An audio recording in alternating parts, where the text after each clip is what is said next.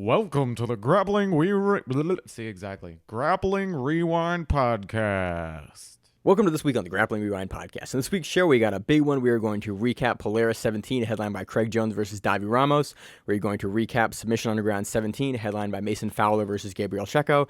And we are going to recap the entirety of the 2021 IBJJF No-Gi Worlds, now with heel hooks for the black belts for the women and the men's divisions. We are also going to do a really brief preview of Subversiv 6 and talk a little bit of news. As always in the show, I'm your host, Maine, the co-host. And Miranda. How you doing, Miranda? Pretty good. How's your weekend? It was okay. It was a very long tournament. We'll talk about that in the outro, probably. Yeah, freaking long ass day. It was like the 12 or 13-hour Grappling Industries day for you? 7:30 to 11. Yeah, at night. 11 at night. That's very, very yes. long. 7:30 a.m. Yeah, I elected not to go. I was like, it's an hour away. I want to sleep in. You guys got this. So let's talk news first before we get into the recaps. Okay. Biggest news this week, ADCC trials registration for the East Coast trials has closed, and there are a shitload of competitors. 800. I think about it or over 800, like something right around the realm of 800. It's a lot of freaking I people. assume that most of those people will show up, but even if you get like 80% of people showing up, that's still a 650-person tournament for, what do we got? 6 divisions? And women's division too. Yeah. Even the women's divisions don't get a qualifier for this. Yeah. They do get an entrant into the West Coast trials, and the blast is going to pay for a buy in them. Yeah, true. For that, so it's 9 divisions. So that is absolutely absurd. Okay.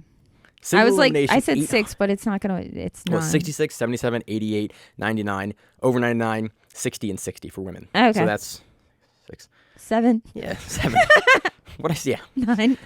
Whatever. 7 of it. Okay. It's been a long. Dude, I said 6, which was still. It's been a long week. It's only like 4.5 years of covering ADCC. So it's gonna be huge. We've now booked it got moved. It was gonna be in a high school gymnasium. They realized, which is always a good time, with no spectators. And just it was all gonna be a whole issue. They realized that was not going to happen. And the blast talked to Sam. I always mess up Sam's last name. McHale, who runs Emerson Invitational, who's run a bunch of stuff we've covered. It's also one of his black belts. Yeah. And they got it moved to Atlantic City to the Showboat. The Showboat? And then all of Grappling Rewind purchased their tickets and hotel rooms immediately.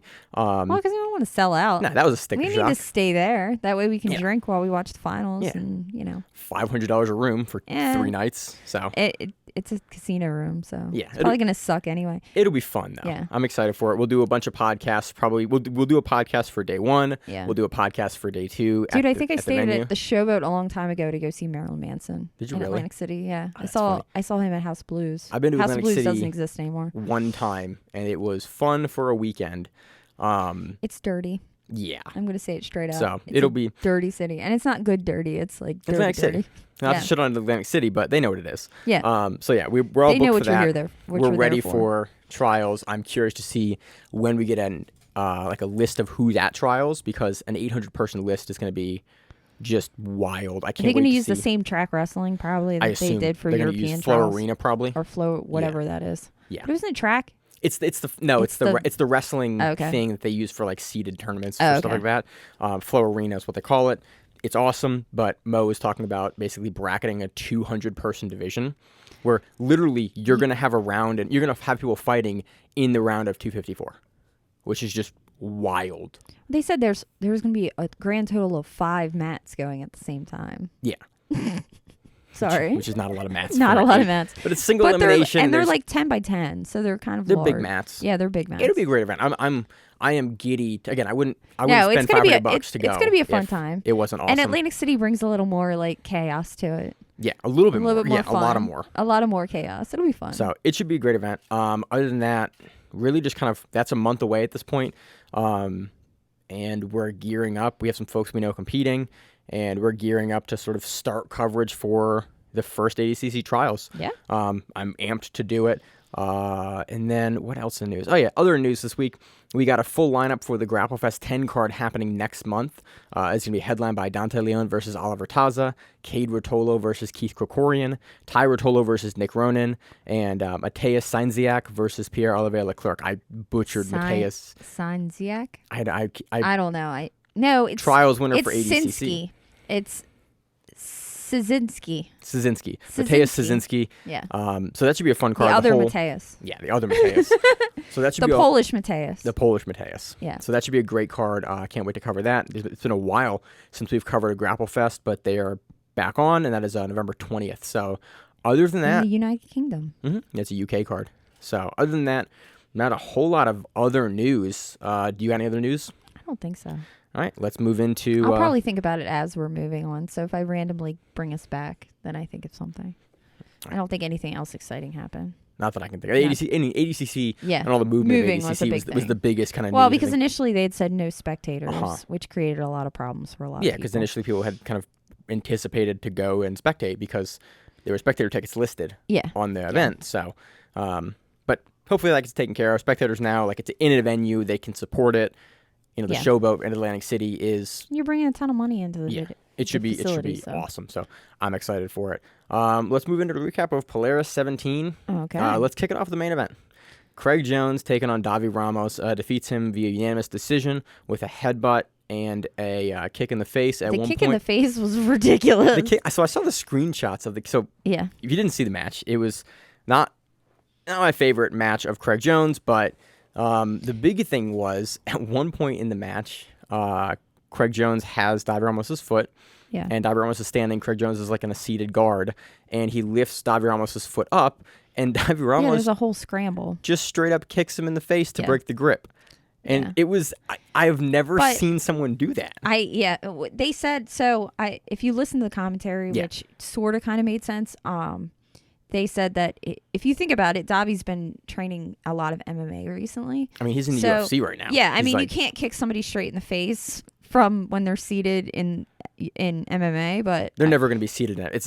Well, they're not going to be seated, and you can't soccer kick people like 1FC in the UFC. No, you know what I mean. Pride. So you can't really like just freaking soccer kick someone's head, but.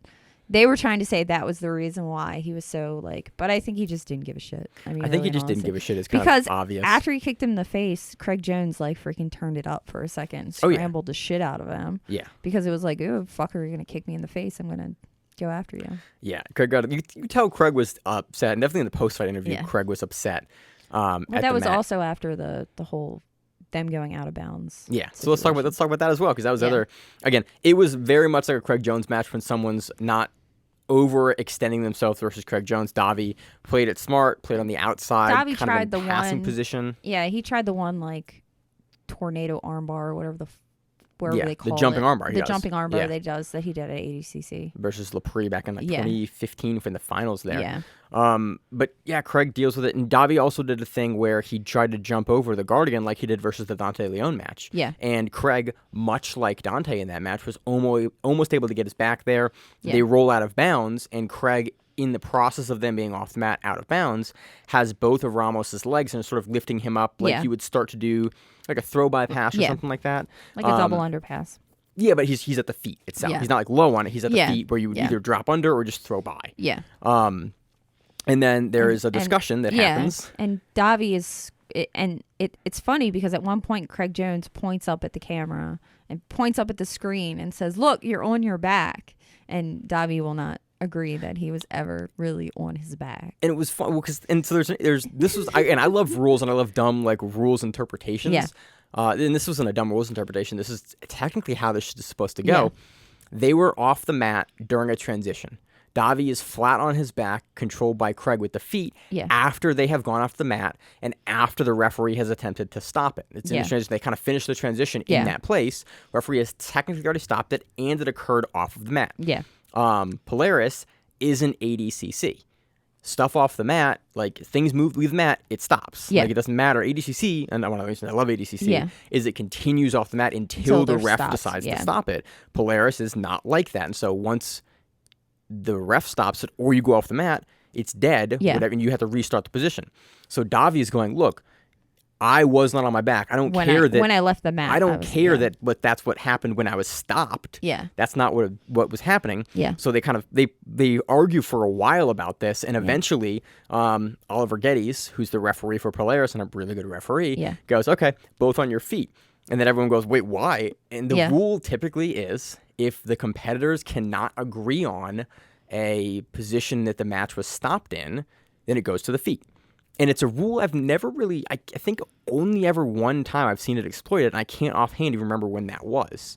But that is the rule, and that's what I understand probably the Polaris rule to be. I would think more people would exploit the hell out of that. I think most times referees will push hard and will go no, I know where you were, but because this was sort of like they don't give you the option. Yeah, you're starting here, they and tell that's you what where.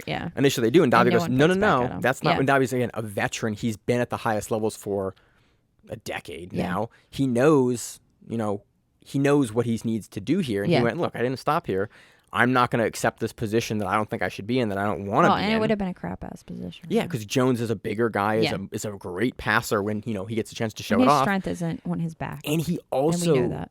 Yeah, we also knew that Jones was looking to get something going and would never have given up that position. Either jumped on a foot or passed. Yeah. I mean, he could have done either, really, in all honesty. So Davi Ramos, to his credit, goes, no, this is the rule. Like, I'm not ending up here. And it was a huge point of contention. But I thought it was very funny. It's something you don't see very often. No. If there is not an agreement of point. Right? Yeah. Didn't Craig just sit for the most part? Was like, screw you, I'm just going to sit here and we're going to restart this match. Yeah.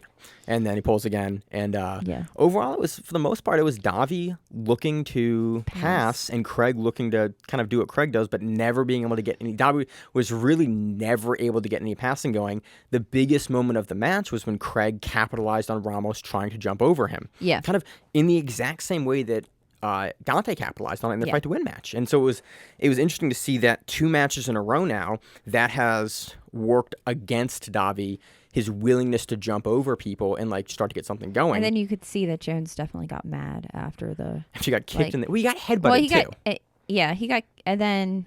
Is that why his nose was bleeding? Yeah, because he got headbutted in the beginning of the match. And then he tried to wipe the blood off with his own... Davi grabbed his rash guard and wiped it off his face with his own rash guard. Yeah. The weirdest shit I've ever seen. I've never seen anybody else grab somebody else's rash guard and try to meanly try to remove the blood from their competitor. Yeah, it's blood. But both those guys I don't think care about blood. I mean, who was that UFC fighter that licked the blood off their hand? BJ Penn. Okay. Actually, a bunch of guys have done it, but BJ Penn was the guy that was most well known for it. Of licking the blood of his enemies. I mean, I guess they're tested before they compete because they have to be tested before they compete. Mm-hmm. But still, I'm not licking nobody's blood. I'm sorry. Yeah, not a vampire. Not my game. So, Trey Jones takes a pretty straightforward unanimous decision. There was definitely some controversy within the match, but Jones... He wasn't very excited about it either. Jones was pretty unhappy in the interview. With it. He wants to face Lovato for the 205-pound champion because Lovato is the Polaris 205 champion. Yeah. And I went, for sure, I would love to see that match. Yeah. That'd be super exciting. Oh, yeah, definitely. A clash of the generations. Jones has the size. Yeah, I mean, Lovato's a similar size to Craig. I mean, Lovato's easily 200 again, and Craig is about 200 as well. I think that would be a really, really exciting matchup, and I think both guys would bring it. I think it's a very, very tough match for Lovato, but it's a match I would be interested in seeing, especially if Lovato's the existing 205-pound champion. Yeah. I could have that wrong, but that's what I think Craig said. And no, I know he definitely called out Lovato. He called Lovato. I thought it was for the 205-pound title. No, it was because Craig said had. that he had cut weight to make the weight for Ramos, whatever he cut to, and that he kind of did a little bitchy. I had to not eat certain things for a while, kind of bitchiness, and then he said that he would be fine at the next weight, which was Lovato's weight. Weight. That's exciting. I'm down for it. Again, fun to see Craig Jones. I wish we would have seen him be able to open up more, but Ramos played a smart game. Sitting in that passing position for as long as he did. That was a match. Next match, Kendall say the last name. Reusing? Reusing, yeah. Reusing? Not like the wine? It is not like the wine, but it... Reusing is the wine. Yeah. Reusing. Kendall Reusing. Riesling. Yeah. Dude, I don't like that shit. I don't like white wine. I love white wine. Not a fan. Kendall Reusing versus Venla Luukkonen. And Kendall gets it with an armbar in regulation. Kendall had dominant. I mean, she was dominant the whole time. Dominance. Aggressive and on top and passing. I didn't realize that she was an Olympic. She was on the Olympic team for wrestling at one point. Junior team. Yeah, they had said that she was not the adult team, the junior team. Yeah, because they said she was a multi-time national champion for wrestling. I thought she was looked up her wrestling championship or her wrestling information just out of curiosity. She's wrestling since she was 5 years old, and then they said she was in the Olympic Training Center for a while. Yeah, but it was probably as a junior when I think about it. I think it was a I junior. don't recall seeing her ever on, because I tried to look up to see if she was on an Olympic team just out of curiosity. No, I think she I don't transitioned recall over seeing her to jiu-jitsu. I looked up her trials record, for ADCC trials in 2015 and 2017. And she has a She's great like wrestling. the number one nogi, what's it called? IBJJF? She's ranked number one right She now. beats it a lot in IBJJF, and she does very well. Usually a favorite in most of those divisions. And this was a rematch of like 2020, they said. Mm-hmm. I think They this was on wanted a it. fight to win. Yeah. Maybe fight to win might have been It was a. might have been IBJJF as well. But yeah, I want to say it's IBJJF over Fight to Win, but I could be. I think that's completely wrong with correct. Yeah, Kendall looks good. Super I dominant. intended to watch that match. I never did. Crushing pressure the entire time. Eventually threads over, like kind of losing a back position. Yeah. Threads over to the armbar and then just controls it well. Has really tight bite on the elbow. Pushes off Luukkonen's hands. Yeah. And just gets Luukkonen tries to kind of turn up to get out of it. It's like a judo style armbar. Yeah, where you judo grab- gatame. That Yeah. like you're I don't know falling the off fancy names. Yeah, it's an It's armbar. just like rolling. You grab the leg. Yeah. Kind of hold the leg out. But it was super high off the back position when Yeah. she was doing it, and you see a lot of people will tend to fail off that position and like be able to cover guard or not able Yeah. to keep the back. It was cool to see Kendall be able to keep the arm position as she turned over, Yeah. and then be deep enough on it to deal with Venla coming up to try to escape it, and still being able to get it. So it's good to see Kendall get a win or get another win. We saw her last week on Who's Number One, Yeah. so staying active in the competition scene. Crazy I'm curious active. to see if she's going to do trials. She should do I trials. would love to see her in trials. She's That'd be won great. trials before, so I That'd would be love to see entertaining. her do that again at Is women's she plus West 60. Coast or she East Coast? Where's she out of? I think she's. Because I think she's West. I don't want to Coast. say this because I don't want to seem, but East Coast trials, like for all honesty, as a chick, you should kind of do West Coast trials. Well, because East Coast trials doesn't get you an entrance. That's what I mean. It doesn't really do anything. I mean, it gets you the free ride to West Coast if you win. But Right. besides that, there's no entry. So why are you going to do East and then do West when you can Because just do West? you're a badass, I can win them both. Yeah, true. I'm the but- champion. Technically, honestly, I'm super excited with those East Coast trials for women because typically we only have a women's champion every other year. Yeah. For the ADCC North American champion. Yeah. Men has one every year. Women's will now have a champion for that year, which is cool. They did New Jersey last year too, 2 years ago. or 2 years ago. Yeah. Yeah. Okay. But I think it's a big. I think it's Yeah. important that it's like there's stakes to it now as far as like the blast is going to pay What for the you woman get to out- go yeah, over. what Like you- I what just you get out I of just it. appreciate that where it's like, hey, like there it's not nothing. Well, because don't screw us. Yeah, Like I appreciate it. I appreciate it. I want to see a third weight class, but if we're only going to get two, I appreciate that the trials are open for women and you get an entrant into the other one. Oh, You know, yeah. it's something. It's not what I'd love to see, but it is something. It's a move in the right direction. So. Oh. Next match, we had Hugh defeating Cody Steele via split decision. Pretty close match. Hugh just sort of had more going throughout the match. Yeah, he had more attempts. And then the thing that didn't seal it, I think Hugh was ahead definitely, which is kind of why Cody Steele decided to do this. Cody Steele tried to do that like Chad Mendes style backflip pass over Hugh's guard and gets kind of halfway through, but Hugh does a great job of getting his hips away and then catches Cody Steele in a pretty deep knee bar. Yeah, he there. does. And does. I was like, oh, he's not going to, Steele's probably not going to tap to that. He got out of it. I mean, he also just finished an MMA fight on like 2 months ago. Cody Steele. Was it that long ago? Cody Steele? Yeah, 8:29 was the fight. It was his pro debut, wasn't yeah, it? he knocked the guy out. Yeah, in the second round. Yeah, like Yeah. Yeah, Steele hits hard. And, I got in this whole sidetrack, like watching this match. They started talking about how they have so it started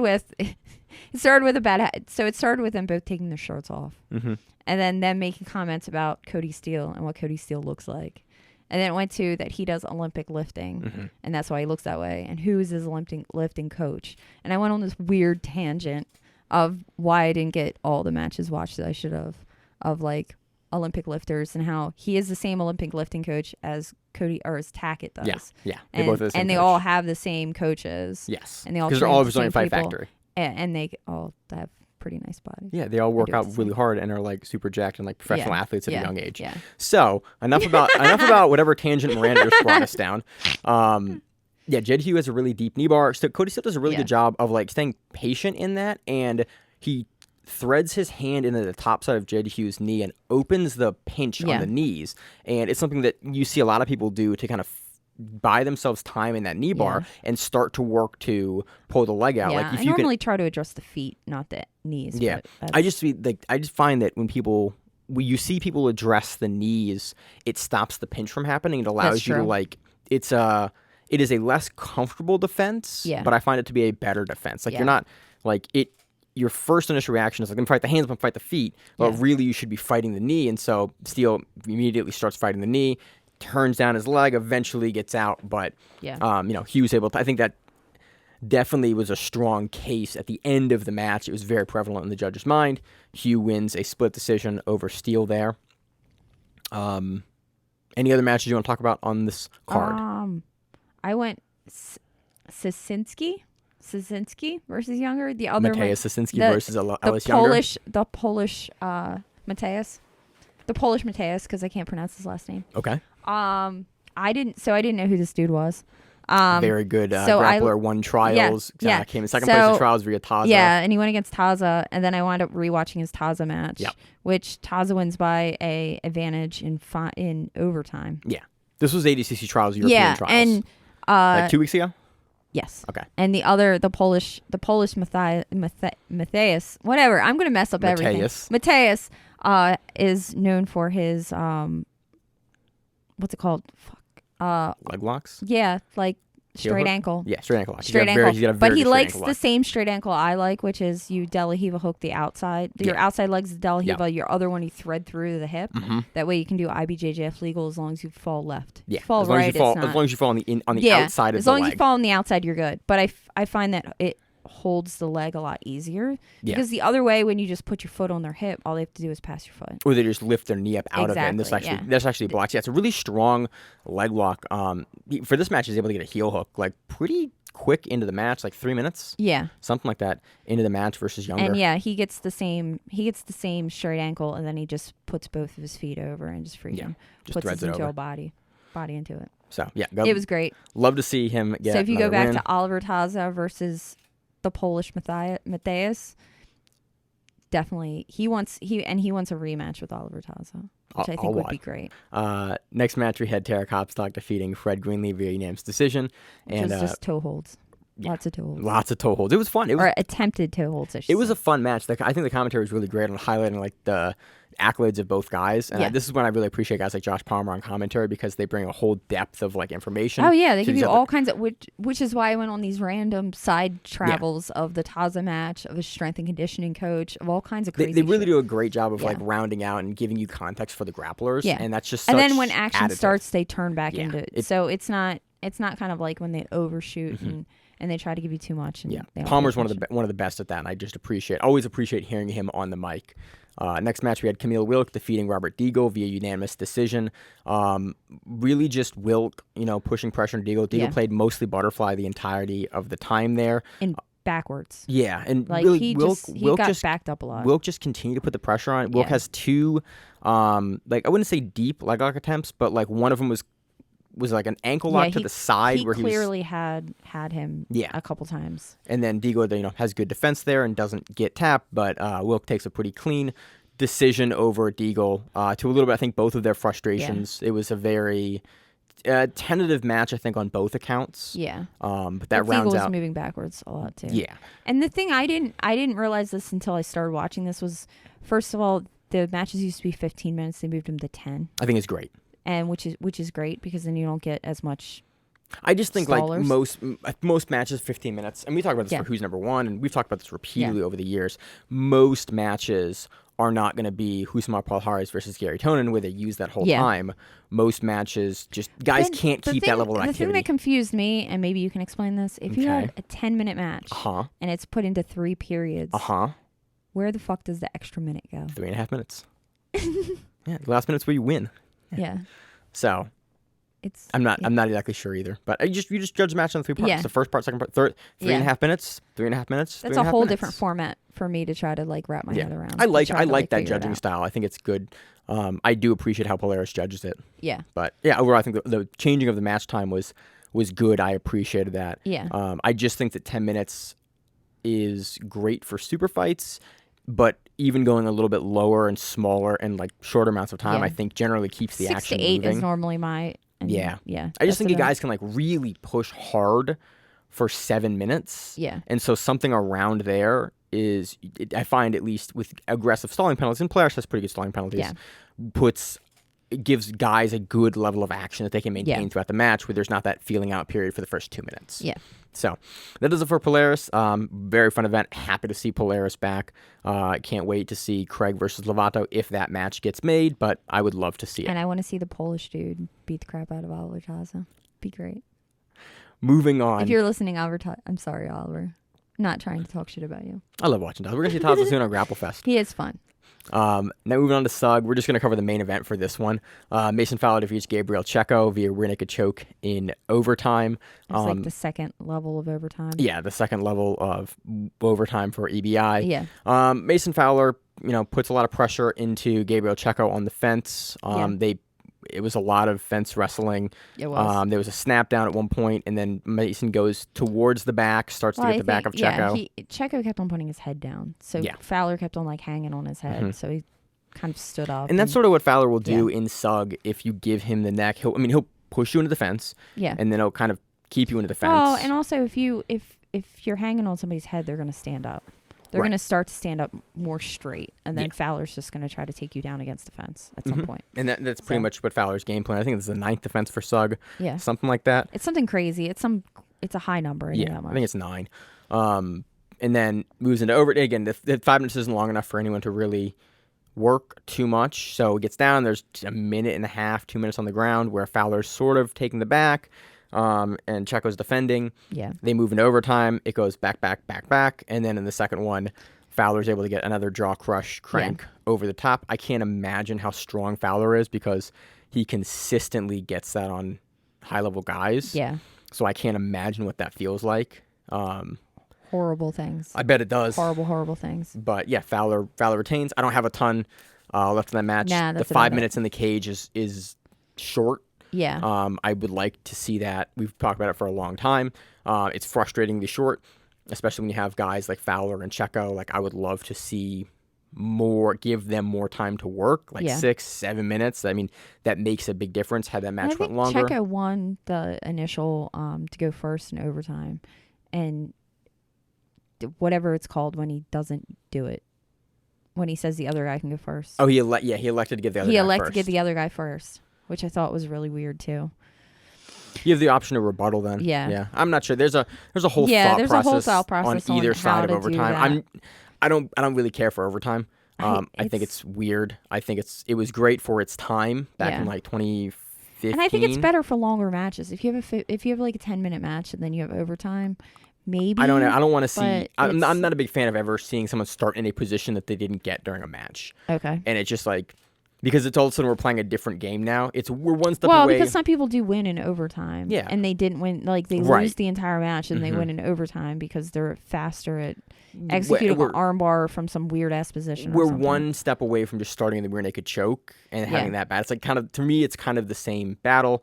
I would love to see a revision of the overtime format because I think that it just creates weird. Would you rather have like a golden rule over? Yeah, overtime? What Third Coast I think is great. A golden score or golden score, whatever. Yeah, first to score is good. Yeah. Or first like to score, decision. I think is awesome. First to score is great, or decision. Yeah. Just like, hey, who did more? Here's your criteria. And then what Seth says for fight to win is like, look, if you don't like the decision, you guys should have done more. Yeah. And then, your decisions are unfortunate and have kind of unfortunate outcomes. But for super fights, I like to see them. So that's our thoughts on SUG. Moving on to There's approving a necktie in that. Mm-hmm. Yeah, there's some fun. There's some fun. Some kind of fun. There's some fun stuff on SUG. But it's just the overtime isn't my favorite. Yeah. Moving on to the 2021 IBJJF Nogi Worlds. Miranda, where do you want to start for this one? It's a long one. Should we just start at the beginning? Start rooster and just get. Let's start at men's rooster weight. Let me find the men's rooster weight results. Men's rooster. Men's rooster weight results. We have Estevan Martinez defeating Rotier Lima via rear naked choke. How good is Estevan Martinez? I like watching him a lot. Dude has a pace that is why we love rooster weights. Yeah, because he just crazy. trucks and I wound up sharing. He did and it wasn't this match. It was one of his, and I'm trying to look real fast if I can figure out which match it was. One of his quarterfinal matches. The quarterfinal match he had. Oh, so it was only one. It was when he went against Enrico Rossi. He did a backflip over him. That was freaking great. Like, it was kind of like your cartwheel pass, but with no hands. He just, like, flopped over him, but did it in a way and attacked him. It was so freaking beautiful. Yeah. It was great. I love Martinez because Martinez will take a lot of risks in his passing, but he'll stay super heavy into you. He beat Lee Rosenfeld. Yeah. That's a local guy that we Lee's know. a local guy. I didn't know. I didn't watch that match. Yeah. I need to watch that match. He was up about, I think Esteban was up about 20 points on that and then finished the short choke. Yeah. Again, just put on a Lee's fantastic... a local guy that does pretty well when he competes a lot. He beats a lot of Rooster at IBJJF and does well. Mm-hmm. He's very high ranked up there for Rooster weight. Yeah. But this finals match, Esteban just heavy passing pressure and then gets to Lima's back and then just like yanks in the rear naked choke. Once he turns it on, because he was playing guard for a while. And then once he actually got on top, it was like he just turned on to a completely different level. And that's one of the things I really enjoy about watching Martinez and the speed that he keeps throughout the entirety of the match. And then when you see him even like turn it up a gear from that, it's just he tends to blow through guys in a really exciting way. Where it's like you think he's at 100% and he's moving, and then all of a sudden he goes, okay, and I'm going to go 100%, and you're like, oh, that wasn't 100% what you were doing in the first place. Yeah, and he kicks up that next gear. When I watch a match and I feel like I'm watching it in fast forward rather than normal speed, I'm like, holy crap! Like, how do you move that fast? I'm a smaller person. I still don't move that fast. You see how he does it too, which is really exciting. He gets he's very, very low and he's very compact when he's doing it, and he's pushing in consistently with his hips and his legs, and then he will throw by you and then immediately settle on something and then immediately lift you up again. Like his off timing and his pace is very, very good as well. And that's kind of how he gets to the back here. Throws in the rear naked choke. Let me bang into the mic there for no reason. And then gets a pretty quick finish with the rear naked choke. It looks, it's locked in very deep, and Martinez takes his first world title as a black belt. Yeah, and then he went on to Open and kind of got. He's a rooster weight. He's a rooster weight, and he went props to him, who was dude. Definitely larger. The first match I ever saw from Esteban Martinez. Spunky as hell. Yeah. He's a spunky guy. He's a guy that does Open not infrequently. The first match I ever saw him in, he was a purple belt or a brown belt. I think he was a purple belt. Yeah. And there's a GIF online of him, this small guy. Yeah. Like doing a blast double into a guy that has to be 300 pounds, and then turning the corner and getting around the guard immediately. Like, who is this guy? And it's a purple belt Esteban Martinez. Oh. And it's just wild. I'll have to find that. I'm sure I've seen it and just didn't realize the GIF is really old. I want to say it's like 6 or 8 plus years old, maybe even longer. It's very old. Okay. But yeah, Esteban has done open weight for a long time, and I always like to see guys throwing their hat into open weight at rooster weight just because it's so baller to see a guy do that. Why not? Because you're gonna get injured, because you can get hurt. Yeah, I mean it's super dangerous, but like I love to see guys that'll put it on the line, especially as the champion. My only IBJJF win ever has come through a open class. Huh. I won against I think a heavy. It was either a heavy or a super heavy in IBJJF. My only IBJJF one. Just random fact about Miranda. On to the men's light featherweight division. We had a final between Bebito Oliveira and Paulo Miao. Bebito gets that via split decision. Yeah. I honestly, I wish I kind of had more on this. Paulo was consistently putting pressure into Bebito's guard. For the most part, Bebito was playing like an open guard, and Paulo was sort of just kind of pushing him around. Yeah, he was trying to pass. He also had his knee braced up, and I didn't realize he had knees. Because I don't assume that either of the Meows had knees or feet. They don't have knees. So it was just a weird. He was trying to pass, but he wasn't really. But he wasn't really doing enough to pass. He wasn't committing to the pass. No. He would sort of like lean over to the side when he had Bebito's foot, and he would like kind of push him over, and then he would kind of square back up, and then he kind of like walk him away with the feet. Yeah.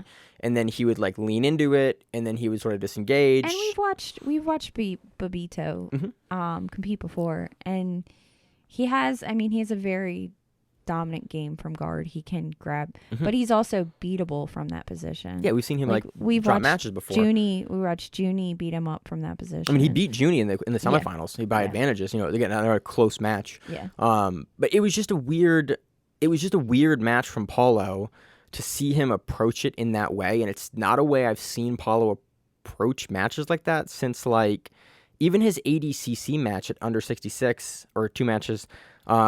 He was more aggressive in sort of his passing. He just didn't. Yeah, he wasn't aggressive at all. He just wasn't aggressive. It was just a weird. It was more so a weird match. And that's really my only takeaway here. It was just sort of a weird match for Paulo. And then Babito takes it. But I was hoping decision. that it makes Paulo kind of hungry. I hope. I mean, and that it pushes Paulo to do trials, because I would like to see Paulo in trials. I'd love to see it too. It would be fun. It would be very for fun my own enjoyment. It would be very fun to see Paulo Please trials. follow. So that's the match. Babito takes that via split decision. No scoring, no advantages, nothing. Under the men's featherweight division, we had Diego Oliveira defeating Gabriel Souza via advantages, 3-1, 2-2 on the points. This is a fun match. We've seen these guys go back and forth repeatedly. A lot of great guard work from both players. Oliveira does a really good job hooking the legs, coming up. Souza continually putting pressure, and then when Souza's on the back, continually threading the legs and threatening Oliveira with the sweeps. This match was really a game of inches for both competitors. So it was the match that I saw a long time ago was one of the Meows versus Gabriel Souza. Mm-hmm. They've competed a bunch of at times. Toro. Okay. That was the Toro match I saw. I saw Gabriel Souza, and then I somehow confused him with someone else. I didn't think it was Martinez when you were saying that. I saw Gabriel Souza years ago. It was Toro Cup 7, I think, or 6. A couple years ago, I saw him go against a Meow, because that was my first Meow in person. In person Meow. And I was like, wow, you have an interesting walk right there. They do have interesting walks. Anyway. It was sidetrack. Very, very close match. It was sort of a game of inches for both competitors. Yeah. Very fun match. Again, we've seen these guys compete against each other repeatedly. The accents coaching, wonderful. Fantastic match. Yeah, the camera from most of the sides. You could hear the coaching staff. You could hear frequently. You could hear the coaches, and I do not know Portuguese well enough to know what they're saying, but I could get out pato, and I could get there were certain terms like leg weave, where they would say it in English, but like leg weavy. And I was like, oh, it's a leg weave. And like there were certain things that I could understand. But yeah, anyway, I enjoy listening to the coaching staff as I watched the match. It was fun. And they were pretty vocal coaching for this one. Again, I want to see these guys running back. This is a great match. There were little bursts of activity throughout the match. Yeah. No, but that's kind of how both these guys play. Both these guys, they have a very, very similar style of game in how they play. Pato jumped some guillotines. Yeah. He usually does. I mean, it was an active match. It was good. It was just a very, very close match. He takes on advantages with 2 more advantages than Souza. Yeah. Both guys are great. Advantage match is so weird. Yeah. But I think this is a match where I think it was great to see, though, because you saw there were very small pieces that Oliveira was able to put something on that was worth something. I say that, but at the same time, I like the idea of advantages, because at least then it gives you a way to count it up in your head and be able to, if you're and not be just making arbitrary they can't. There's not enough score. There's only 2-2 to this match. Yeah. I think these matches are great for advantages where it's like, look, the margins are so small. Both guys are so good. You're playing for those. I can't pass. I can't sweep. I can't submit. I can't get to your back. Yeah. I'm playing for those smaller things. A lot of people complain about the advantage. It's when guys play for the advantages. It was my problem. But these guys were looking to score. Yeah. The match just happened to come to advantages. And when they're that skilled, it's very difficult to get to that. And this is when I think is a great argument for advantages. When you're going to go to decision or you're going to go to full time, I don't have to guess at it. I know, look, Diego did a little bit more for these particular things where he was able to score. He gets the win. Yeah. So on to the men's lightweight. We had Gianni Grippo defeating Lucas Silva. It's listed via Ketegatame. No, it was a head and arm choke. Head and arm choke. It was a head and arm choke. You put him out. Put him to sleep. Out. And I do great reffing here, by the way. Ref he's asleep for 3 seconds, and the ref calls him. Yeah. You saw him. Whenever someone gets put to sleep, I will always watch it 6 or 7 times. Because you could see him fight it. Yeah. You could see him fight it for a while, and I watched his hand move. I always want to look at how good the ref is. Yeah. Because it's if you do this and you're refereeing a black belt level or really any level, you should be able to recognize when someone goes to sleep almost instantly, unless it's, again, we see some weirdness in MMA sometimes where it's like a guy defends weird or moves his hand funny. Well, or in he's MMA, out. you still have that when they're sort of awake, but not really with it. Yeah, they You get have the- twitchy in MMA. Yeah. Jiu-jitsu, like when they go to sleep. But in jiu-jitsu tournaments, we see guys go to sleep not infrequently. So I always like to look at, like, okay, how good's the ref? Ref was on top of it, was great here. Because Lucas is only asleep for maybe about 3 seconds. Yeah, not and the ref not a very realizes, long he period of time. watches the hand that Lucas is trying to defend underneath the head and arm drop. And then he watched the other hand kind of move down. He sees the legs go, and the ref stops it. And it was just like, it was such a great stoppage and awareness by the ref to realize that Gianni had just nailed that choke. And in the recap for Flow Grappling, they talked about kind of the change that we've seen from Gianni Grippo and Nogi in general. Like, previously... Are you talking about the interview? The person Not the interview. Because I watched the interview, too. I didn't actually watch the interview yet. Is it good?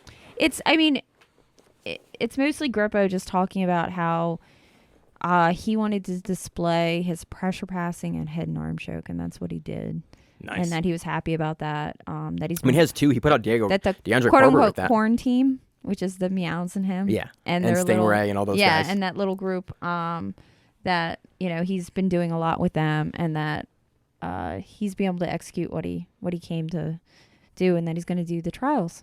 So I was curious. I wanted him to say what weight he was doing trials at, basically, just so I could figure out where to put him. I assume he'll do 45, but he did a lightweight, and he said he's also doing EUG, and EUG is 150.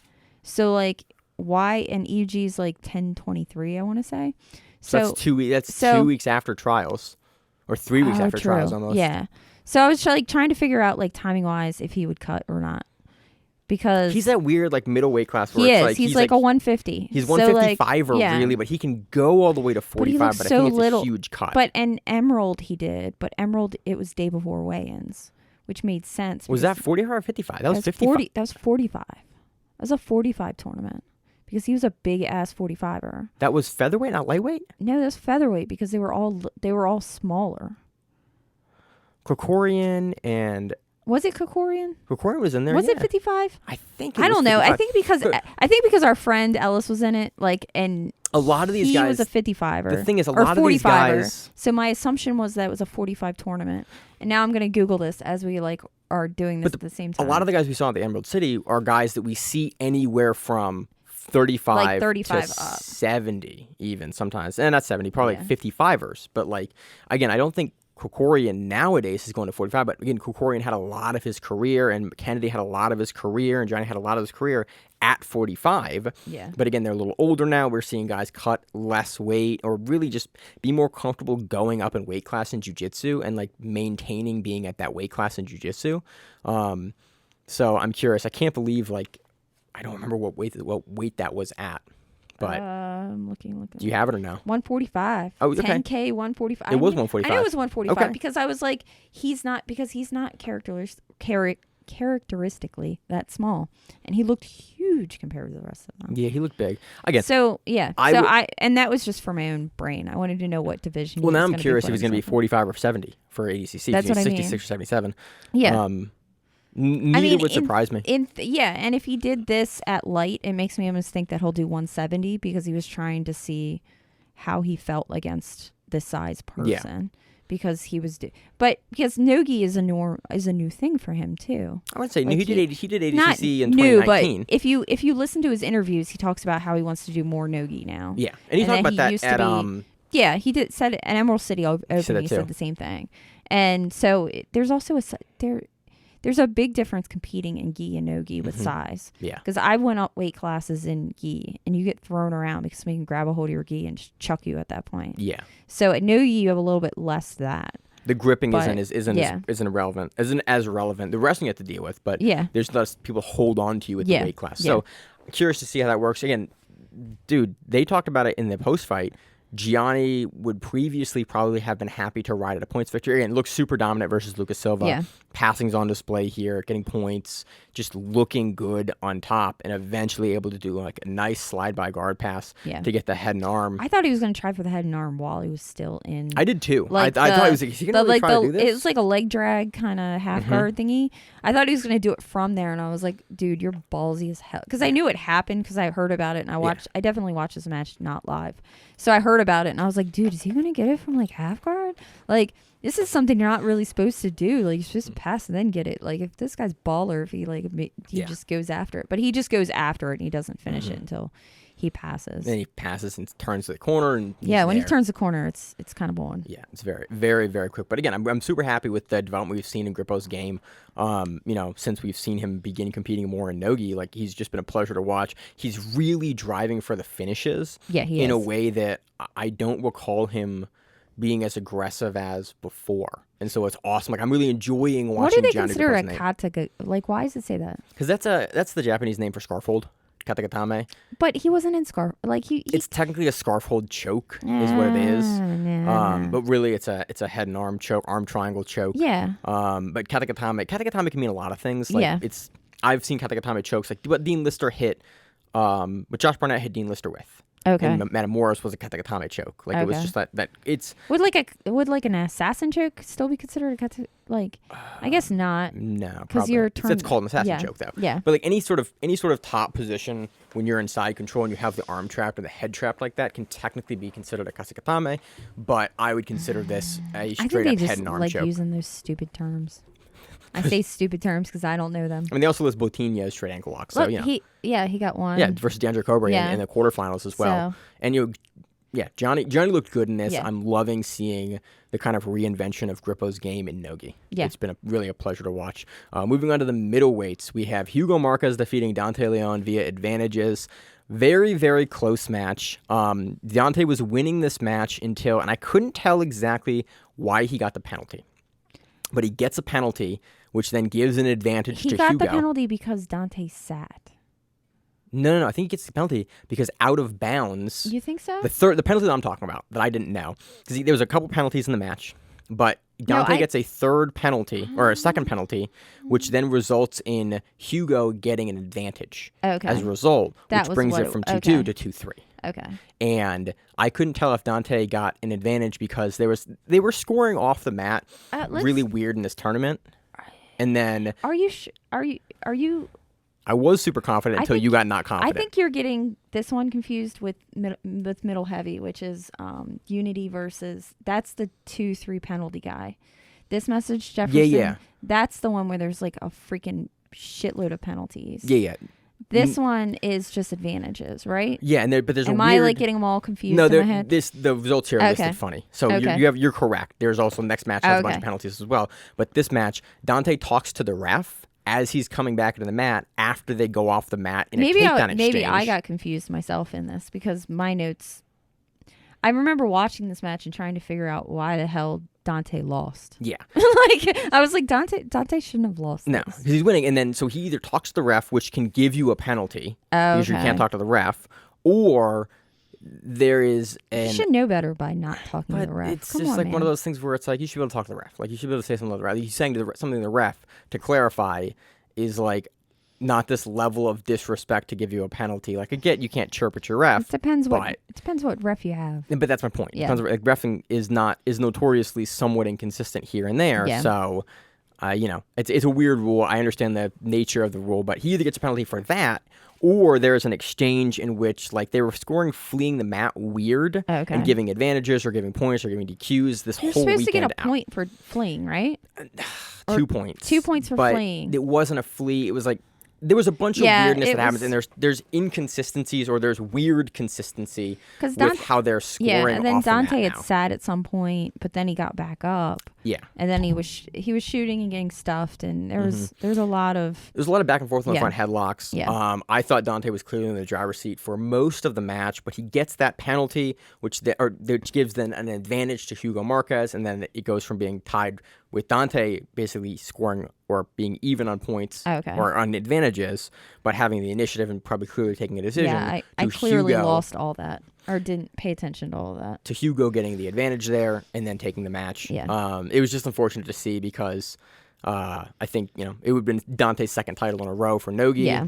And, not to try and take nothing away from Hugo. Oh, no, not at But it all. was just a weird awardance of a penalty to give an advantage to Hugo Yeah. at the end there. And then Dante's, has, I think, 25 seconds to work. Yeah. Or 17 seconds to work, and there's really nothing that he can do in that time to win back points because Marquez does a great job of defending everything Dante throws up for the last He just 15 stuffed seconds of him the match. Yeah. over and over and over. So again. that was the final match for the middleweight division. Under the medium heavyweight division, we have Jefferson Gossard defeating Pedro Rocha via 2 points with 2-1 advantages and 3 penalties. Yeah, this was the one I was like, dude, this like so many penalties. Yeah. But I mean, they were stalling penalties. Yeah, I mean, we've seen that from Pedro Rocha before. Pedro Rocha is a guy that will pretty notoriously rack up. He plays a very tentative game. I really wish they would have just listed him as Pedro Rocha. It was super frustrating to me to read his name out because they didn't list his Paulo last. Henrique de Oliveira de Sil. De Silva. Oh, they Rocha. cut it off at de Sil. Yeah, on everything, but and they that's what I kept on. mean. Yeah, I hate that they don't just list the guy's name, just the whole name. Yeah. Just don't do the abbreviation, don't do the partial name, don't do the just list the competitor's name, list the bracketing that they're in, and list the division. yeah, That's you just need to have adult, black, middleweight, medium heavy, final. Yeah. And then list there because we were watching a tournament. Yeah. It's just one of those one of those advantage things. Not advantage things. One of those viewership things that's Yeah. just hugely frustrating. It's you have all the information, just put it on the screen. yeah. It just pisses me off that I think I come we'd up still as do this. M. Ray Yost when I compete Yeah. because my middle name is. It's just Yeah. but it's just weird. Just list I the should add whole myself. name. Start extra names so I can have. But cool it just name on just screen. list the whole name on the broadcast and then list Yeah, the and then- divisions yeah. and what it is. Black Yeah. belt, final, adult, 60 or Yeah. middle heavy.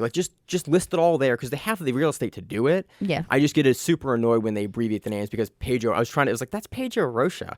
Why is his name? Oh, right, his last name is cut off because he has Yeah. 6 names because he's Yeah. he's Portuguese, Brazilian.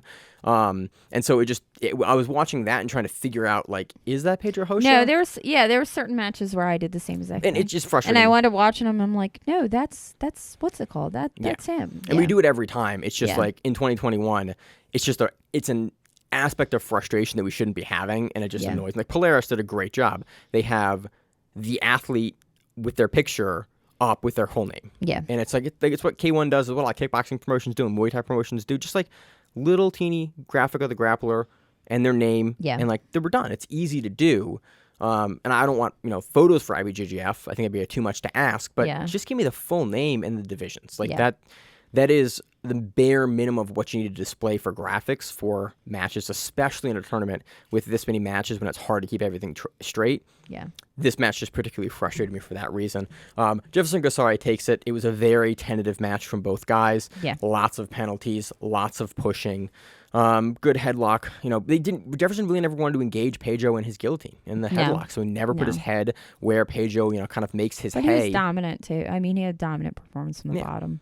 Yeah. So I mean, look, Pedro in his previous 2 matches has a guillotine win over Mike Perez Yeah. in the quarterfinals and a guillotine win over Hunter Newton in the semifinals. yeah, so you're smart enough to watch that happen mean, and be like, hey, I'm not giving you my head. That's what Pedro Rocha is known for, is Yeah. that murderous guillotine that he has, and so you never put your head there, and so as a result, Gossard plays it, very tentatively there, never really leans into Pedro's chest with the head, and is able to win a very kind of scoring ugly match, Like a sneaker. but on points. Yeah. Next match, onto the heavyweight match. We had Pedro Marino defeating Wagner Rocha 4-2 on points. Lots of pushing. Yes. Lots of pushing. But again, that's what we've seen a lot from Wagner recently. And we've seen it some more from Marino, but especially for Wagner having gone up in the weight, he is much more hand fighty. Aggressive. Not necessarily aggressive. He's Well, prodding. you have to be hand. I mean, you have to hand fight. I mean, that's the only way you're going to get in for what you want. Mm-hmm. We see him, again, having seen him moved up to 185 and 180, we've seen him, that it has become a much more prevalent part of his game, I think, Yeah. than it was at 170 and at 155. Yeah. He's fencing with the hands. We saw that, a lot in this match versus Pedro Marino. Marino's able to get in, I think, on 2 takedowns. Is that what it was? Yeah, I believe so. Yeah, 2 separate takedowns. Marino's, wrestling game is really good. It Leverages is. his size well Definitely. versus Hosha. Gets inside and, takes a pretty clean heavyweight points victory. I think this is Pedro Marino's black belt debut Yeah, it for is, 'cause Nogi he in just got, IBJJF. yeah, because he just got his black belt recently. Wasn't that recently? Then that's what kind Well, of threw me off. recently, within a year recently. I think it might have been a year-ish. Yeah, I think it because was- he's been it a was black belt for a within- minute now. I don't know. I remember us discussing him as a new black belt and being in tournaments as a new black belt. Okay. So I would say less than a year. He's been on But- that brown belt, black yeah. belt scene for a while, and we've been covering Yeah. him since a purple belt because he won, I think, the Kasai qualifier as a purple belt, Okay. which is why we initially kind of keyed into him. Oh, yeah. He is a new black belt because remember he was in the SUG tag team thing. He was in the SUG tag team thing, and right around then was either when he first got it. Well, he was in the or- SUG tag team thing, and Chael kept messing up that he was a brown belt. He was Yeah. a black belt. Yeah. But he had been a black belt for a while, Oh, then, okay. and that's why it was so frustrating Okay, that Chael maybe that was my kept issue. mentioning him as a brown belt when Yeah. he had been a black belt for a bit. So, but whatever. Anyway. It's awesome to see Mourinho get his first black belt title. Yeah. Because that's exciting. Well, Because we've seen him for And years. then And he's he looked great. goes into open. Open class. So let's. Okay, well We got we'll back up. we got back up. 2 more divisions, then we'll And talk then we'll about talk Pedro about open. Mourinho's dope ass open class run. Yeah. Onto the super heavyweight final, we have Devontae Johnson defeating Joe Dinkershire. Is that's not Dinkershire. It's Dirk you Heising. sound it out for me. Dirk Heising. Dirk Heising. Dirk Heising. I've pronounced this man's name wrong for 4+ years now, and I apologize every time Dirk because Heising. I can't say his name I'm correctly. probably saying it wrong too. He's been on Fight to Win it's for kinda years. like Van Helsing, but Dirk Heising. Devontae takes that, just again. Devontae looked good He did this tournament. did. He just hits the gas. He gets around the guard, I think 2 separate times, and then settles into dominant, nice top positions. It was Johnson sat and then Devontae passed and got back control. That was the Oh, four. it was around That it, was the wasn't four. it? Yeah, okay. He didn't get points for passing because he just Right. kind of like passed. He did it in a way where he didn't pass the guard technically. Yeah, He just got to the back. He just got to We the said back. that in one of the Yeah. female final Yeah, matches as well. I think exactly. the Theon Davies match, or the Maisa Yeah. Bastos match. Yeah. We see there's no points for passing the guard because they just go straight to the back. My bad. That was I don't know why I that was remembered that. Fion. Yeah. Theon. Fion's match. Gets the back, But yeah, that's what he. and then 4-2 victory for Devontae. Yeah. I think this is also his first black belt world title. I'm not sure about that. I could be wrong, but I think that's also Devontae's first black belt. So that's cool. Again, Yeah. a lot of people are showing up and coming in. You have new black belts or newer black belts. Devontae's not been a Good for black belt them. for more than 2 years now. Taking a nice. Some new blood into the. I have an black interview belt with world. Devontae. That's one of the first interviews I actually did for Really? Grappling Ground. Was an interview with Devontae at Fight to Win Maryland. Really? He's just a brown belt. Oh wow! I wonder if I saw that match because Yeah. I was at all the fights. Oh yeah, with you probably saw it. It was Yeah. a fun match. Who did he go against? I do you have know? no idea. I think curious. he blew him out of the water. Oh, But it was Devontae- it was a local guy. I remember. think so. I remember this match now. Okay. Devontae's an Yeah. intense dude backstage, yeah, super yeah. friendly. But that's one of the first interviews I did because Did I you was like, "Oh, it's after Bones." after the match you did? Yeah, I would do all Yeah. my interviews, or almost all my interviews after the matches. Yeah, you talking to somebody before a match is not. I just don't really, want to. I just want to I never want to bother someone in the match. What's my dog doing? I was afraid that was a dog vomit sound, and I don't it know. scared me for a second. Yeah, he's fine. I never interview people prior to them competing, just because I don't want to bother them. Yeah, and you don't want to be the person that something gets said to them, and then all of a sudden all hell breaks loose. Yeah, you throw them off. So that's that match. Under the Okay. men's ultra heavyweight division, in the first round, in the quarterfinals, we actually have Max Gimenez. Max Gimenez again versus AJ Agazarm. Yeah. And Max Gimenez takes that again, 11-0. It's weird that AJ Agazarm has entered in the ultra heavyweight division twice in a row now, and his first round in both tournaments has been Max Gimenez. Yeah. And I'm like, that's a weird bracketing thing to have. That maybe they just line up with the points or something like that. I don't know how they. I do know that for events like this, they seed. They seed everybody, so it must just be a seeding thing. It must that be he was- how they rank in for points. It's I wonder if they're both in the middle.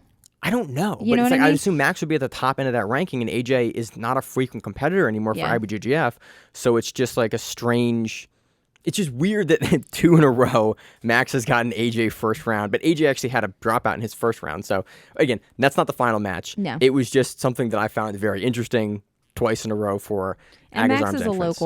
local guy. He's so- local now. Yeah, he's Yeah. a GF team guy. Yeah. At a ground But control in Columbia. yeah. So we see him. He coaches at all the local tournaments here, which is just Yeah, hilarious. and- Like, it's Max Jimenez. Yeah, and he's very vocal when he coaches. Yeah, very loud. Very loud. So we had Victor, again, in the finals match, none of these guys were in it. We had Cyborg versus Victor Hugo. This is a rematch from the last Nogi Worlds where these guys met twice. Cyborg took the first one, Hugo took the second one via knee bar. So in the rematch here, Cyborg wins that via points for Hugo. In the passing sequence, or not really a passing sequence, Hugo sits and Cyborg just motors around and takes his back. And I'm just always impressed with how mobile Cyborg is at 40. yeah. And the speed in which he can cover distance, and then when he locks onto like Hugo's back here, how quickly he closes up all the space. And it's something you just don't see people at the heavier and the ultra heavyweight No, do you don't see that kind of very movement. often. Like, he moves incredibly quick, and then the way that he closes space, most guys at the ultra heavyweight division will not like leave space, but Cyborg will pinch his hips in really, really tight to you, Yeah. and then get his legs across like your body and hips in a way that it's super hard to peel off the hands, and so you have to peel off the shoulders, which is what Hugh was inevitably able to do. But the speed that he settled that was just wild to me, that he can still move at that speed, at 40. He still trains super hard. If I you know. ever watch his training videos, Yeah, they're wild. those guys try to rip each other's limbs off every single day, So day in and day out. yeah, it's just wild to see Cyborg take another world title at ultra heavyweight versus Victor Hugo. So now I think they've gone against each other before. Yeah, I believe so. Even after that Nogi World, I think they had a match against each other at Third Coast Grappling. These guys go back and forth all the time. So the reason why they keep on getting seated together, Max and AJ, is because Max is 3rd and AJ is 5th, Okay, and they put 3 and 5 together. that makes sense. It's just funny. Like, It's two just events in a row. unfortunately you need to get out of those numbers. Or they can just submit for a You- change. yeah. Which the teams can do if they want to. But I don't know whose team. I don't think AJ is GB anymore. I don't know where AJ is. I know that once he left Tarzana, he's with the Diaz guys now. Is he? I don't know who he competes under. I can pull. Diaz is Gracie, right? Diaz is the Diaz Academy. Yeah. I think they're Carlson Caesar Gracie. Unless they left Caesar Gracie. Yeah, I don't know. remember. But I don't know. But anyway, regardless, somebody could. somebody's Somebody's gonna sign his papers one way or another. Yeah. So under the open weight, we had Pedro Mourinho versus Cyborg Abreu. I think these guys met at a Third Coast Grappling. I know they were bracketed in that heavyweight Third Coast Yeah. Grappling, the 20 grand one. I don't remember if they met or not. I don't know if they've ever met. Dude, Pedro gets this via decision. Yeah. Super close match. A ton of hand fighting. A ton of like just not tentative work from both guys, Yeah. but just neither guy was willing to put themselves in a position where the other guy could take their head off. Cyborg definitely took Pedro out of bounds to a Oh, yeah. takedown. Like there was a takedown there that was definitely a takedown, but it was out of bounds. But it was out of bounds. And there was no advantage or anything awarded at that. And point. this is one of the weird things where it was like That was the I only think- thing. Like I love Pedro. Like I love the idea of a smaller little dude coming in and taking out a giant, like older, veteran of the sport. I forget. I'm thinking about this Cyborg- takedown. And I forget But why this Cyborg, wasn't scored. there was no advantage and there was no points. And I understand the points because you're taking him out of bounds, so I get that. But like Pedro, I think for this takedown, it was like a double. From It was- remembering it correctly, yeah. I think it was the motion of the takedown was not secured before they went Yeah. out of bounds because And they finished it it was out of Yeah. the matted area. Like it was And not even off the border I area. could say that Pedro probably dropped his butt because he realized he was out of bounds. Yeah. And he didn't want to be thrown through a table or anything which like Cyborg that. would definitely throw you to a table. Yeah, which I completely understand. But at the same time, Yes, not ADCC. If it's something- off the mat, it doesn't score. but he should have got something. I don't think he should have got Something. anything. I don't know. I remember watching this. I remember not being upset that there was no advantage because the Okay. motion of the takedown, if I recall this correctly, and I could be The wrong motion about of the it, takedown. they started at that final- corner, at that close yeah. side corner of the mat, Yeah. and then they drove through, and Yeah. then Cyborg doesn't really get under his hips like hugely until the yellow border, and then they turn, and Mourinho realizes we're kind of off, turns and out, kind of sits his butt and hips down. out. So it's like the complete takedown was done. It was really a push out. Yeah. But the complete motion of but the a takedown was push out done. at IBJJF is supposed to get points.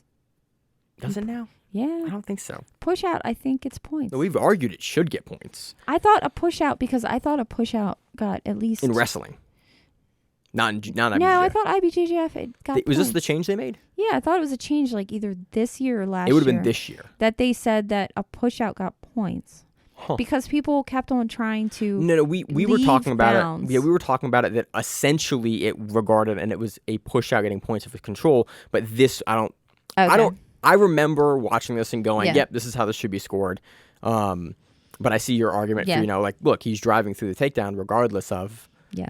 But IBJJF that's the matted space. Once it leaves the matted space, it's dead. Yeah. I think Mourinho did a little more. He was a little more aggressive on the headlocks. He was a little more aggressive, especially when Cyborg pulled. Like, Cyborg pulled for a very short amount of time, and Mourinho immediately starts flop passing. And he got passed once. He was never able to settle the pass, and I was surprised he didn't get an advantage for it. Okay. This is where I was surprised he didn't get it, because he flops past, and I think they didn't think he'd gotten past for long enough. Yeah. But he, like, touches his chest to Cyborg's chest, and Cyborg gets away and, like, pushes him off. Yeah. But it was just, I remember So it's back to what is advantage actually. It gets back to, like, hey, what is an advantage? Was his back square, or was he still like up? He never settled it. It was very much never settled. You can make an argument for an advantage, and I was surprised one was not awarded, but it was a very brief moment where Cyborg then retains the guard again. So I'm not super surprised that it didn't result in an advantage. An avantage. Advantage. Avantage. So that does it for the men's black belts. Moving on to the female black belts, we had a finals match at the female featherweight. Sorry, I missed. Give us matches. Yeah, a lot of matches didn't happen. A lot of it was just like bracketing. So it was like one match, two matches. Oh, true. Because they don't do round robin for their women. So we had Maisa Bastos turning on the heat versus Sofia Amarante and winning that 9-0 on points. And that was a back take. There was a sweep to it was a sit-up guard, right? Wasn't she the one she got a sit-up guard sweep. He's walking over with his dog. Yeah, Bandit's doing weird stuff. No, Maisa hits like a tech-up sweep. Oh, tech-up sweep. That's what I mean. And like has under the foot, hits a tech-up sweep. My brain isn't working right now. But yes. Turns the corner, gets the round. Yeah. And then eventually gets basically two passing sequences. And then on the third pass, she goes to the mount. Yes. But because she doesn't actually have established the mount, she's in like the half triangle position. Yeah. She rolls over to the triangle and goes to the triangle and then eats out the time that way. With, she finishes the pass with 9 points, but ends up in a triangle, picks a pretty dominant victory over Sofia Amarante with points. Onto the female featherweight division, we have Talita Alencar defeating Gabby McComb via points. Again, one thing I love to see is that Talita, we've previously talked about her having issues with her gas tank, but in the last year, really since she started doing MMA, that issue has been fixed completely. We've seen it completely corrected. Well, Alencar maintained. Because that's a big problem in MMA. If you don't have a gas tank in MMA, you have some problems. Yeah. So we saw Alencar consistently throughout the entirety of the match. She hits one, again, a tech-up sweep. Yeah. Where she's from the bottom, she goes to like hook guard or like Deli Hiva. Popular thing in the ladies. Yeah, stands. It's a really popular thing for all divisions. It should be more utilized in general. I think. And then she stands up, gets up, and then in the Gabby McComb is down with probably 35 seconds left. Something like that. After they go out of bounds, they reset. Alencar's in the bottom, and then Gabby really overcommits for a pass because she has no other chance. She's down by 2 points. She has to commit. Yeah. Alencar just turns her over again for 2 more points, but it was one of those, the additional 2 points at the end were scored because Gabby had to do something. Yeah. And Alencar's just able to capitalize on it. So capitalize, not take advantage. Yeah. Great to see Alencar back. Looked very good. Again, we picked Alencar to take this. Or sorry, I picked McComb to take this division when we previewed it last week.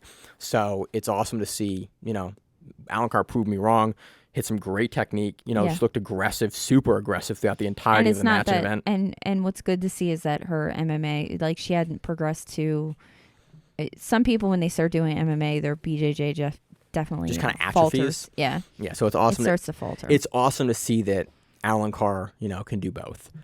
So I hope we continue to see her compete. It's Yeah. awesome to see her get another world title. I think this is 4 or something like that for her. So great to see.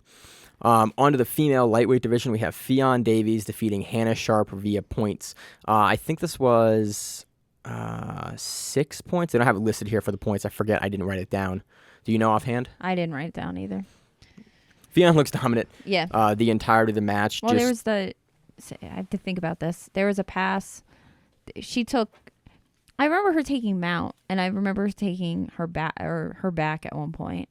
So if we go by there, it's mount, back, pass. Got 11. I think it was not. Yeah, something like that. Yeah, but it was really at the beginning of the match that she kicks it on. She scores the points very, very quickly in the match, and then really just puts consistent pressure on Sharp throughout the rest of the match. She does. Where Sharp kind of regards, and then Fionn works the rest of the match to kind of pass, but very dominant. 2 weeks in a row. We saw Fionn at Combat Jiu-Jitsu last week. See her at Worlds this week. Takes a super dominant victory over Sharp. I cannot wait to see more from Fionn, as always. Female middleweight division was a closeout between Raquel Canuto and Nathalie Ribeiro. Nothing more to say about that. Would have loved to see the match. Not a huge fan of Closeouts. It's just I think closeouts are so weird. well, division's weird too because Natalie had no matches because her silver medalist opponent didn't show. So we have a division of 3 in the closeout in the final, and that's the division. If you go into open, I guess your thought process is maybe you and your teammate don't want to go against each other, and you're both going to go into open. It's just weird. It's weird for me. Again, whenever we do this, taking nothing away from the athletes that do that because it's part of the sport.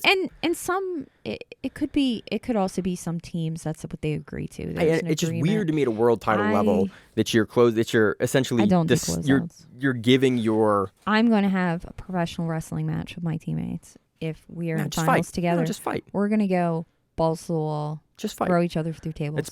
It was weird, and for me, it somewhat cheapens the title, unfortunately, because you've given it to your teammate. Yeah. And I understand, in Buchecha versus Leandro, I understand it for that instance where you have someone injured, you can't progress. But for something, it always makes it weird because you're giving a title to someone, and it's they win the title, but they closed it that year, so it's they're kind of first or second. I just would like to see people compete for titles. Yeah. Taking nothing away from these 2 women in the division, it's just not my preference. They did what they needed to do to take the title. Yes. On to the female heavyweight division, we had Elizabeth Clay defeating Bridget Grace via guillotine. Hell yeah, Miranda. I know. I can't wait. You were way too excited about this. You saw the sequence with me. Yeah. We watched it again because I was so excited about it. And then you jumped up and screamed about how amazing the guillotine was. It's a great guillotine. So let's talk about Elizabeth Clay's guillotine. Huge fan of this guillotine. It's because she does everything perfectly. Yeah. The way that Elizabeth Clay latches the guillotine here is just great. And it's a high elbow guillotine. It's a super high elbow, old school Marcella style high elbow with the hands forward, but she locks it up. I have weird wrists, so I can do the weird check over. Yeah. It's great. It's great. It's amazing. The way she sets this up is perfect. She latches over, and then she doesn't try to lean back on the guillotine. She stands up into Bridget Grace's hips, and then Bridget Grace goes to throw the arm over to defend over the shoulder, and Elizabeth Clay drops her elbow inside so that the elbow's in the way, and Bridget Grace will have to overextend and turn down to get the arm over. Elizabeth Clay doesn't just jump on her arm like somebody did to me at a tournament once, and it sucked to have a big person jump on your arm like that. Sucks. Anyway. Elizabeth Clay gets forward and then turns the shoulder and turns the elbow down all the way while still, instead of leaning back and jumping for the guillotine, she keeps stepping forward on the guillotine with a wide base, because then you can prevent someone from, they can't back out, and they have to come up into it. Yeah. And because you're over their hips, they really can't even come up into it that well. They have to try to wrestle to the side. They basically have to choke themselves out. Yeah, to get out of the guillotine. And then as soon as Elizabeth Clay steps her hips in front, throws the elbow forward into the high elbow, there's absolutely no way you can get out. Yeah. The only option that Bridget Grace had was to potentially fall directly to her back to push the elbows off, but she's so high that she can't do it. She might be able to do a sucker drag. But her elbow is probably too high to do that when I think about it. Because if the elbow's up, you can't sucker drag because you need to go sideways. The way that Clay hit it was not just the way I was going to explain it. was just beautiful. Like it was. I proved myself wrong. It's such a good technique. It's such a good guillotine, and it's awesome to see Clay hitting it in the finals. Gets a quick tap from Grace and takes the title. It's awesome. Again, I think this is Clay's. She might have won inaugural worlds last year. I think this might be her first title as well. Again, not her third title. No. So it's awesome to see Clay. Has she been a black belt that long? And I forget when she got black belt. I thought she got black recently. There's all these people who got black belts during quarantine, but those 2 years kind of blend together to me, so I don't really know the difference. Yeah, 2020, end of 2019, end of 2020, and then in 2021 are all like a giant blur of me being confused and not traveling a whole lot. Yeah. So, but Clay gets it. Great finish. I love to see subs in the finals, and she delivers. The female heavyweight division, we have Rafaela Geddes defeating Maria Miliasic via decision. 0-0 on points, but really, Miliasic, she never lets Miliasic really establish and start getting her offense going from the guard. No, she never really had. She kept her away, and she definitely made sure she didn't pass, but there was no real sub attempts at all. It was more of her just keeping it established and Geddes trying to pass. And aggressively trying to pass like she always does. Yeah, she was pretty low. Flopping her a few She never times overextended in the passing, but Miliasic was never able to start even working on getting established for sweeps. Whereas Geddes was consistently forcing Miliasic to square up and defend and defend the passing. And Geddes just did a really good job of maintaining a consistent passing position for the majority of the match. Gets to the closed guard again and then back to passing. Or Miliasic closed guard. And that was really the flavor of the entire match, was just Geddes on top, looking to pass, and then Miliasic being kind of unable to get out of, the defense for the guard and be able to throw up her own offensive attempts. When you think about it, it's still a lot. If you can stop Geddes, to be able to keep her from advancing and passing you is a lot. Yeah, again, taking nothing away from Rhea, it was great. We've seen Geddes get passed many, many times, and start doing work on top position, and with ease. So to have Maria be able to stop her for as long as she did was very, very impressive, and to force it to go to decision. Yes. But Geddes was very much in the driver's seat for this entire match and takes, I think, a very, very clean decision. Yeah. Again, with IBJJF, it is weird because a lot of times they'll give it to the guard player, but I think Geddes on top. Geddes did enough action. There was enough action in her passing. Mm-hmm. It wasn't like she was stalling and just kind of chilling and waiting. She was definitely trying to actively pass the whole time. I think it was a very good decision. On the super heavyweight division, we have Maya Custodo defeating Allison Tremblay via advantages. I think Allison pulls at one point, and then what's her name? Mayara. Mayara really just maintains that top side Americana position for a little bit, and then sits in the half guard for a while, looking to address the half guard. She just stays on top. Gets close. She stays on top and tries to pass. Never really gets a full pass. Consistent pressure the whole time. Gets an advantage at one point, and that was for the most part the match. There was a lot of the match was on the feet, other than that one sort of grounded sequence where Mayara was looking to pass. That was where the majority of the match took place. If you have a good guard and active guard, then sitting at that point is probably the best benefit for you. Tactically it made sense. I'm not going to sit. I'll take the penalty. I don't really care. I've done that a couple times. On the open weight for the females, we saw Rafaela Geddes defeat Elizabeth Clay 10-0. Again, Geddes sort of has Clay's game figured out. Very similar. Won against her a couple times now. And she's consistently sort of implemented the same passing game plan on the round. True. This was definitely more aggressive from Geddes than we've seen in the past. Before, we saw her less willing to really open up, maintain more on the outside. I think Geddes getting as far as she did and winning the Who's Number One helped a lot. Yeah. And I think it's helped a lot with her passing ability and knowing that she can. And the confidence in the passing. You saw that on display. She was just confident in her ability to implement that game plan on Clay. And, 10-0, it showed. Yeah. I'm curious to see if Clay is going to make adjustments to how she addresses Geddes and that style of Geddes. She needs to. Yeah, and they talked about that a little. They talked about that a little bit for the broadcast and in the post fight for Flow Grappling. They're curious to see if Clay is going to go make changes, just because we're going to see they're both new black belts. We're going to see them continue for years and years to go against each other. They're both in their 20s, right? I think early. I think they're young 20s. Early 20s. I think they're both Clay just turned 20 recently. I think she's. If is she she's 21. not, she's. I think she's 21. She won trials as like a 17-year-old, right? 15 or 17. I think 17. 17. Yeah, 17. So, it may have been. I thought it was 17 because I remember looking this up. Because I was like, okay. how young? Like that's. Could you imagine losing to like a 17? Like I've lost 17-year-olds before. It's rough. Yeah. It's rough on your brain. Mm-hmm. So Geddes takes it. Overall, exciting weekend. Big. It's always covering majors is always a lot. Yeah. There's always a lot of matches to cover. Then it usually takes me a week after to go through some of the earlier matches and go through all the brackets. Yeah, and the go through ones that I look. actually want to kind of Yeah. pay attention to. I'm gonna go back and watch a lot of Gianni Grippo. Yeah, I want to see more of Gianni's run, just because we're going to see him we know we're going to see him at trials, and there's a bunch of people. This will be probably the last big event they do prior to trials, and this is a no-gi event. It should be with heel hooks. You're 3 weeks away from trials. This will sort of be everyone's last showing, so it'll probably show us what their A game is for trials. Yeah. Again, very different rule sets. But grappling is grappling, and you're sort of looking for similar things. And you think you would use No-Gi Worlds maybe as a warm-up? As a primer, yeah. You definitely. Not a warm-up, but a primer. I think we're going to see a lot of the people that we saw here win No-Gi Worlds be at trials. Yeah. Like, that wouldn't surprise me. We probably won't see the medalists for ADCC. I hope Esteban McKinney. Hell yeah. I'd love to see that. I'd love to see him. I assume he will. Go through So, people. Fun event. Other than that, let's move on to the preview section. We have Subversiv 6. It's been announced for October 16th.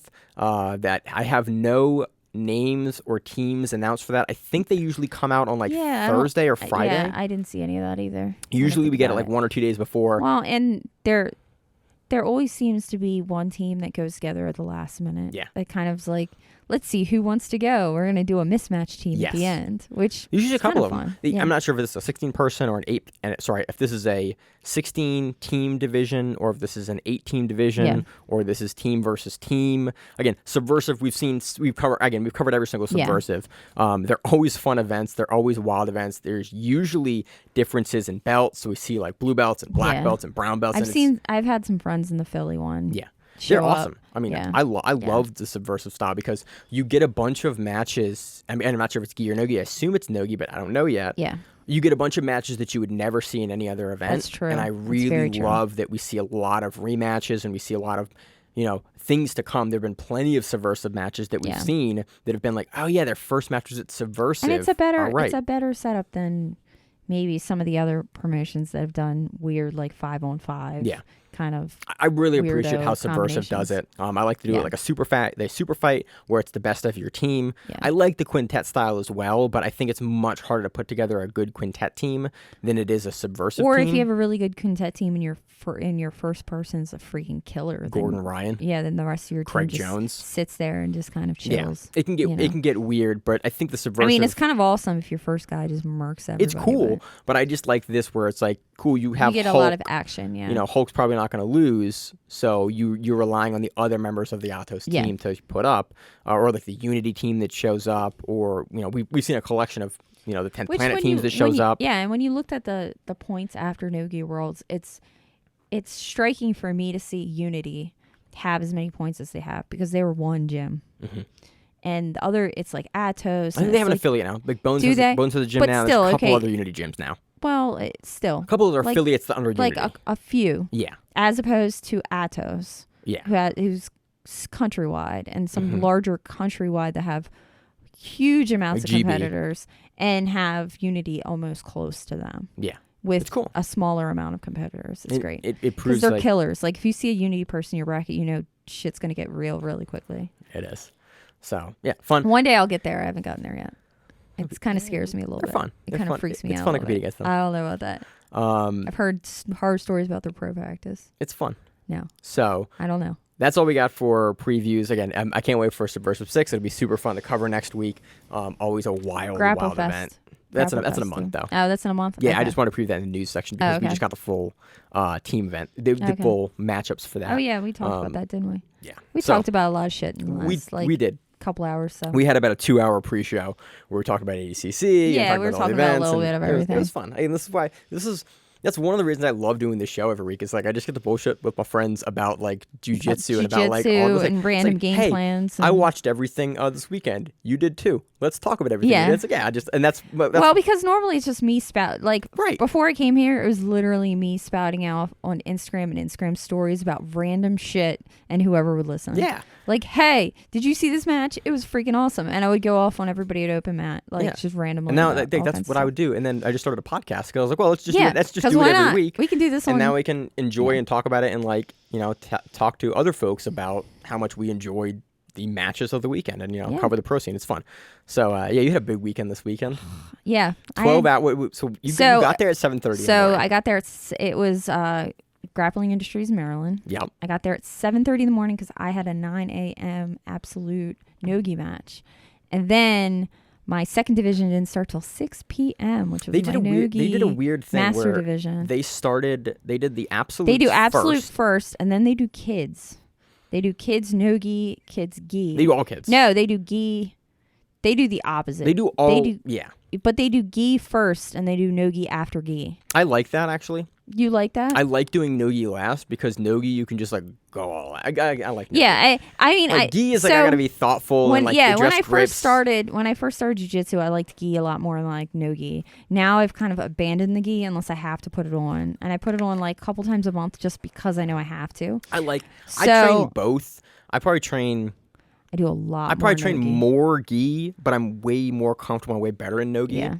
But I do appreciate tournaments when you have gi first because I don't want to be sweaty and then put on a gi. But anyway, so my absolute match was at 9 o'clock and my other bracket didn't start till 6 p.m. And then I had a friend's bracket start at 10 p.m. at night. So the bracket started. Then. So I think 11. I don't remember when I told you that I was still there because 10:30. Yeah, the rewind chat was starting to talk about matches because Polaris was going on. Yeah. And I was like, I am dead because I have literally sat here and coached people all day. I coached a bunch of friends. It was great. It was a fun. They're fun. I was gonna go and then I decided to not drive an hour to go do it. I had these two white belt guys that were really prolific in high school wrestling that are new white belts. At the gym, come in and I coached both of them. Nice. One of them got a assassin choke. Didn't even realize what it was because he had known it from wrestling. That's one of my favorite things is when you coach white belts and they hit. So what was that? What was that finish? You're like, that was this. And at one point, one of them tried an Americana from guard, and I got to like scream at him like a mom. Don't do that. You can't do that. And like so I kind of mommed him and I kind of screamed at him a little bit. It was great. It was a good time. Yeah. So I coached a bunch of friends and coaching's fun. I just looked at that time scale and I went. It was a long day. I'm not gonna so after my matches, because I didn't want to drink my Red Bull before my matches because like I was afraid my heart would explode because I'm a nervous person. After my matches, I get my Red Bull out. I'm sitting coaching one of these wrestler kids on the sidelines with my Red Bull. And of course, he throws somebody into the sidelines and crushes my freaking Red Bull.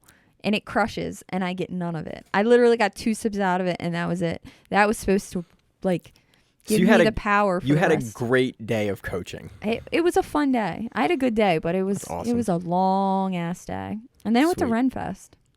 Fun. Good for you. I just chillaxed this weekend. Rachel's been sick all week, and I just was like, woke up on Saturday and I went, nah, we earned this sleep. I'm gonna. We have enough coaches there that we don't need me. Day. It'd be helpful to have me there, but we don't need me. Yeah. They got this. I'm gonna take a nap. But yeah, one of my buddies had a match. His first division was at I think 11, and then his second division started at 10:30. He sent me a screenshot of the smooth comp. Yeah. And it's like starts at 10:30, and he's like, I left by the way. I'm not gonna like. He wanted lifetime passes for Grappling Industries. Oh, I know who you're talking about. Yeah. And I was there. Simon. Yeah. Simon. He's on the Grappling. Yeah. Simon of the Grappling. Yeah, I sat. Did it, and he was. I sat and talked to him about it, and he was talking about how he needs. I think he said 5. Yeah. I think it was 5 tournaments to make up for the lifetime pass. The which lifetime is an awesome. pass. Which is a great idea when you think about it. I'm probably gonna buy one if I'm ever not injured. They're $700 right now, but I think it's like worth it. I would wait to make sure they fix this and they go to 2-day long tournaments and don't try to keep on doing this because it kind of. It's hard. It's not good for and a lot of people are dropping. You just drop out of your bracket. So your bracket goes from 6 people to 2 people, or like you get these, and that isn't the best look. Yeah, it's tough. It's if they did 2 days, they did kids one day, kind of like they do Kind of like IBJJF does. They do multiple days. Naga, like the really big Nagas, they split them to 2 like days. Battle of the Beach is 2 Battle days of the Beach as well. is 2 days. Yeah. It just makes a lot more sense if you're going to have that many people. And in the beginning of the day when we're trying to run Absolute, you have all the parents and all the coaches and all the kids running around. It was packed like sardines up in that spot, and it was supposed to be COVID ready, Yeah. And I was like, we're kind of all in this together. Yeah. Good times. It's interesting. I hope they'll make some changes. I did an interview back with David Guzzi, the CEO and president of Grappling Industries, way back in the day on the Grappling Rewind. You guys can find that. No, their format's great. Yeah, and when they format. first started, they were really good about running on time. Like everything was on time. The tournament would be over by 2:00 in the afternoon. I love that. And you could be out. Yeah, they run well, and Smooth Comp runs well. Yeah. It's just they had a huge tournament. They had 12 mats that they were running. Yeah. And so it's just it was just a long day for you. And so it was a long day. But I did not go, and it was I enjoyed my sleep. So I got nothing else other than excited for ADCC and looking forward to going up and doing interviews, shooting footage. Should be a great, fantastic weekend. Look out for that in a couple of weeks. Look out for our Subversiv 6 recap next week. Yep. And as always, in the show, I'm your host, Maine, with my co-host Miranda. And we are the Grappling Rewind. We'll see you on the mats. Whenever that is, stay safe. If you like the show, please consider sharing it on Facebook with the folks at your gym. It's the best way that we grow the show, and we really appreciate it. You can reach out to us on email. We also have Instagram. We have Facebook. We have Twitter. We have Google+. Until that shuts down. We have a website. If you have an event you would like to have us cover, please let us know. If you have a name, like most people do, and you'd like to have us stop butchering it, let us know. Reach out to us. The show is also available on YouTube, Spotify, in addition to iTunes and every other podcast service. We very much appreciate your time, and thank you.